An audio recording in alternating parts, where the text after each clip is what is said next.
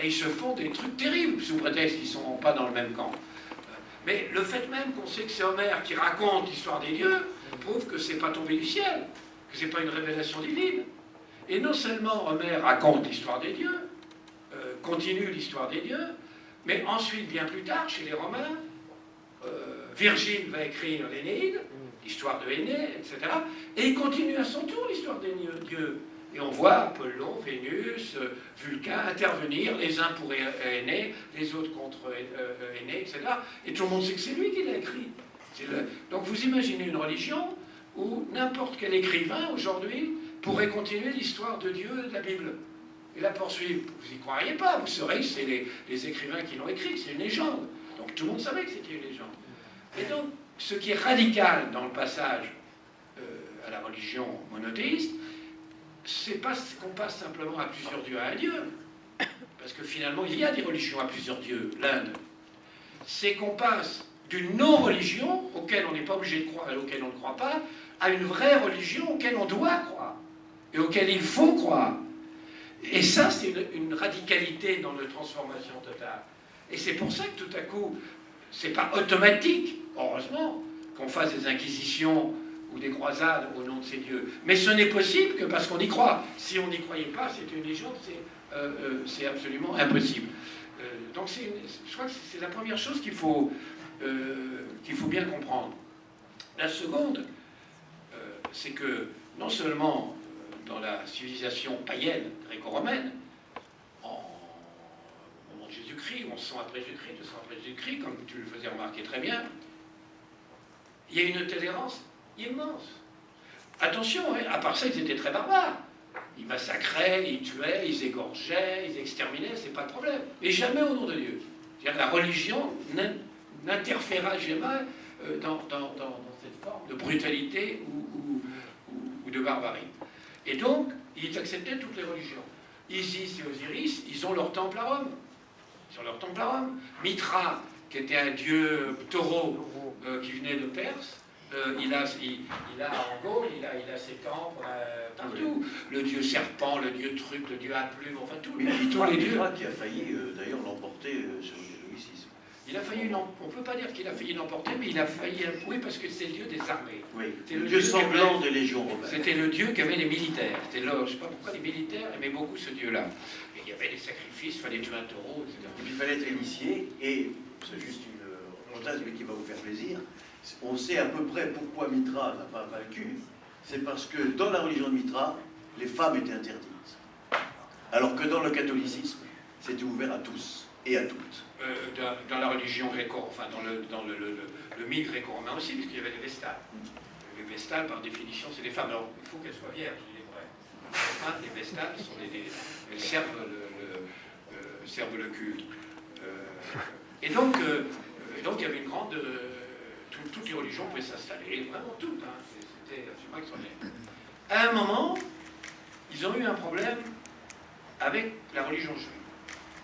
Qu'est-ce que c'est que cette religion qui dit il y a un seul Dieu, on y croit, c'est la vérité, tout le reste est erreur, ça déchiffre. Mais ils ont trouvé une solution, c'est de dire oui, mais c'est une religion ethnique. C'est une religion juive, mais que pour les juifs. Donc ils n'emmerdent pas les autres gens avec ça. Donc, s'en sont tirés. En plus, les Romains, on pouvait croire à tout ce qu'on voulait, mais pour des raisons civiques, pour montrer qu'on était quand même une nation unie, identitaire, il fallait quand même accepter de sacrifier disons, à l'empereur, c'est-à-dire en fait à l'État civil. Et les Juifs, a priori, ah non, on ne peut pas sacrifier, nous, il y a ce Dieu, on ne peut pas sacrifier. Et là, il y a eu un compromis, c'est donc bon, d'accord, on ne veut pas sacrifier, mais en revanche, on ne sacrifie rien à notre Dieu en lui demandant qu'il se comporte très bien avec l'empereur. Oui, ça va, d'accord, on accepte ce truc. Bon, là-dessus, arrive une religion comme on n'en avait jamais vu, les catholiques chrétiens, qui dit, 1, il y a un seul Dieu, 2, c'est la vérité, 3, elle est divine, 4, on ne peut pas la contester, 5, c'est la vérité, tout le reste est erreur, tous les autres sont damnés, tout. Et les Romains sont absolument abasourdis. Pour eux, ce n'est pas une religion de plus, c'est une religion intolérante qui refuse les autres religions.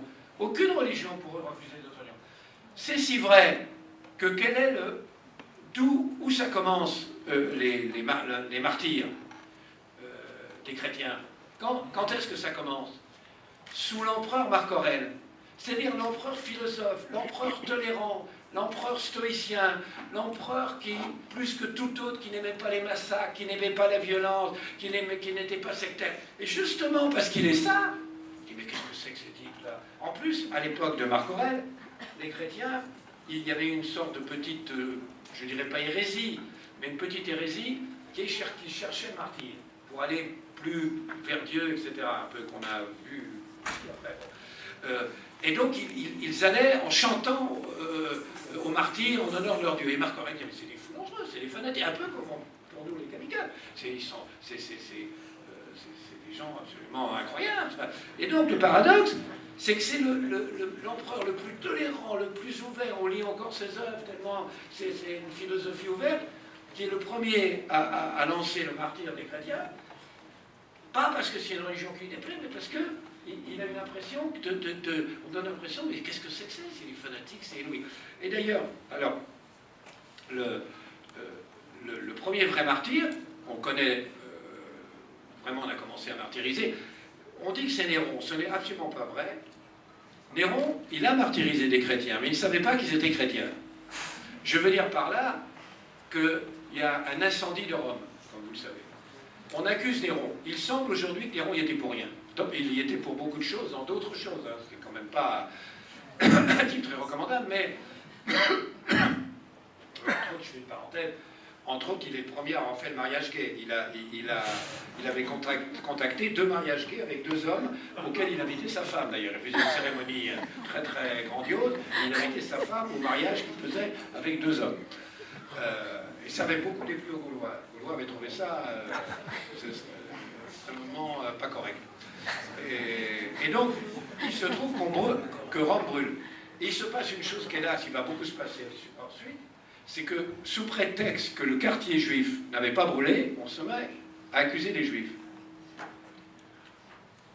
Et quand les juifs voient qu'on commence à les accuser, et qu'on pousse à la roue parce que Néron veut essayer de trouver un bouc émissaire, les juifs disent, non, on n'y est pour rien, franchement, on n'y est pour rien. Simplement, il y a chez nous des excités, des gens extrêmement agités, qui parlent d'un messie, etc. Ceux-là, on ne sait jamais. Voilà. Et donc, mais on croit que c'est des juifs. On n'a pas l'idée du tout que c'est des chrétiens. On les arrête et on les martyrise, mais on les arrête et les martyrise comme des juifs extrémistes, pas comme des chrétiens. Donc dire que Néron a martyrisé les chrétiens, c'est un contresens. En fait, on a pris des juifs dont on est souhaité que c'était une secte extrémiste.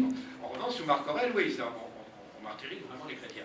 Et ça a donné quelque chose à Rome en France de bien connu, puisque c'est là que date le martyr des chrétiens, parmi lesquels il y a Sainte Blandine. Et c'est très intéressant parce que, par exemple, Marc Aurèle on l'a le texte de Marc Aurèle qui dit qu'il faut martyriser les chrétiens. Mais il dit, en gros, il dit pas, c'est le contraire de l'Inquisition. L'Inquisition, on allait rechercher des gens qui s'étaient convertis au catholicisme, et à la limite, on les faisait parler, on les torturait même. Vous n'êtes pas vraiment catholique, vous n'êtes pas catholique pour les forcer à avouer que peut-être il n'était pas vraiment, etc. Bref, il y avait le côté comme ça, on cherchait l'hérésie derrière des gens qui la dissimulaient. Là, c'est l'inverse. C'est qu'on dit aux gens, vous dites que vous êtes catholique, non mais attendez, franchement, ne le dites pas, on s'en fout, vous êtes catholique, ne le dites pas, il ne faut pas le dire.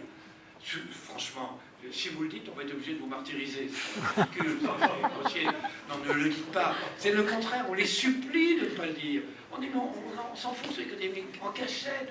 Et non, on est catholique, et c'est la seule religion, et on est prêt à aller au martyr pour montrer que Dieu, etc. Et c'est ça qui se passe, entre autres, à Lyon. Et donc, c'est là que... Alors, naturellement, ça ne s'est pas passé comme on l'a dit, parce que si vous décrivez le martyr de cette pauvre Blandine, c'est absolument terrible. On la torture, on le met du fer rouge, ensuite on la met dans un filet, ensuite on le lance dans un taureau, le taureau l'envoie en l'air 10 fois, ensuite on la reprend, on la met au lion, les lions n'en veulent pas, ensuite on la... Enfin bref, elle aurait dû mourir depuis très longtemps. Mais bon, il y avait... il faut quand même bien voir aussi, qui est un problème pour nous, pour les historiens, c'est qu'à partir de Théodose,